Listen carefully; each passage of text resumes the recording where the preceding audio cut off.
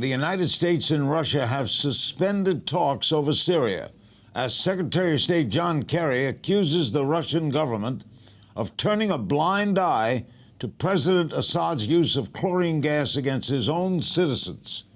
So what's the latest, and can the talks be saved?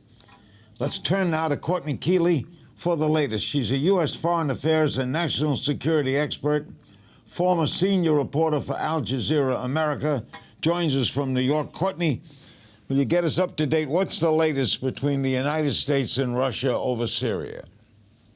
Well, Larry, talks have completely broken off, and that's the first time this has really happened in 10 months. The last 10 months, there was a lot of behind-the-door diplomacy between Secretary of State John Kerry and Foreign Minister Sergei Lavrov of Russia. Now the U.S. said we're breaking off talks because Russia refuses to stop the air assault over Aleppo, aiding the Syrian regime forces, also aiding and abetting and working with Iranian militias. Now, Russia is not backing down.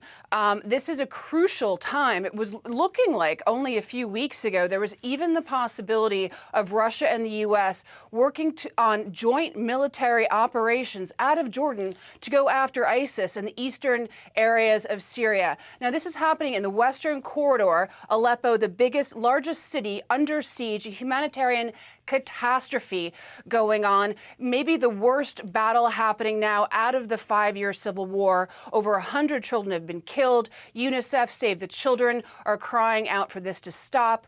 There are 250,000 people in eastern Aleppo undergoing brutal assaults. Bunker bombs are now being used in addition to other bombs. But Syrian regime President Bashar al-Assad is not backing down. The Iranian regime forces are not backing down. And clearly, Putin is not backing down either, Larry.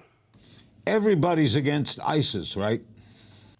Everybody agrees on ISIS, but nobody else can agree on anything else, and that's the huge problem now. It becomes so complex. In your opinion, is Assad the villain of the piece? Assad is a dictator with blood on his hands. I used to cover Syria. I was there actually when he took over from his father, Hafiz al-Assad. Hafiz al-Assad was a brutal dictator. His son they thought he was going to be the weak-chinned ophthalmologist that was going to bring reform to his country.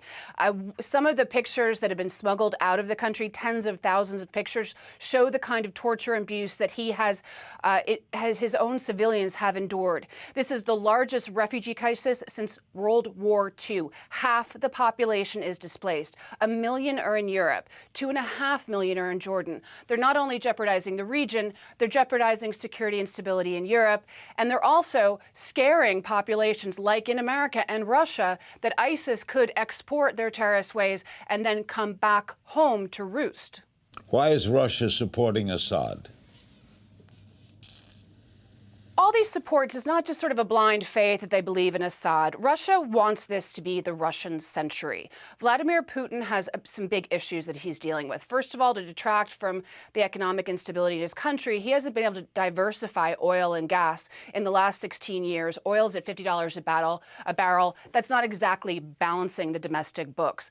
Also, don't forget, Putin is the leader that was behind the Grozny method, which was basically wipe out this city to wipe out the terrorists. But this and this is what they have to be doing in Syria, because what they really feel is some of those foreign fighters, especially the Chechen threat, could come back to Russia.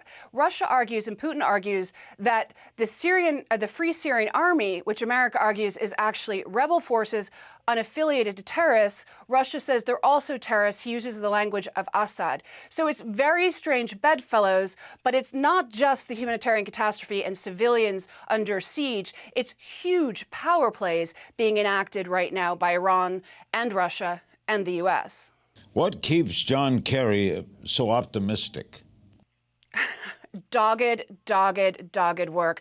It's like his last chance. I've been watching him just work to his fingers down to the bone. And clearly he's had some issues. There have been some leaked tapes the New York Times published where he was not okay with President Obama backing down over that red line in 2013 when Assad used chemical weapons against his own people. If you remember, Russia stepped in to intervene and to negotiate getting those chemical weapons out of the country. That was the first time of Russia's involvement before their intervention last September. But Kerry has gone, head to head with Lavrov at the same table with Lavrov and 16 other countries. Don't forget, including the Iranian foreign minister since last December. He was able to effect a UN security resolution that was calling for an end to the violence and regime change last December. They have a framework there. If they can get back to the table and stop pointing fingers, the U.S. and Russia could actually effect change, and that might be the only chance for any peace in the near or even far future, Larry. Any humanitarian aid getting through? Not really. What they're really doing is they're starving out the residents of Aleppo. If you don't have water, you can't continue to fight. These people are going to fight for their families to the death, but the Syrian President Bashar al-Assad, with his allies, is not letting food in, is not letting medical supplies in. They have bombed hospitals. They have bombed a bakery. They're bombing schools. They're killing children. It's a question of whether fatigued and wary rebel forces will give up because they've been starved out. Thank you, Courtney. We'll be calling on you again. This is sad. Yes, very much so.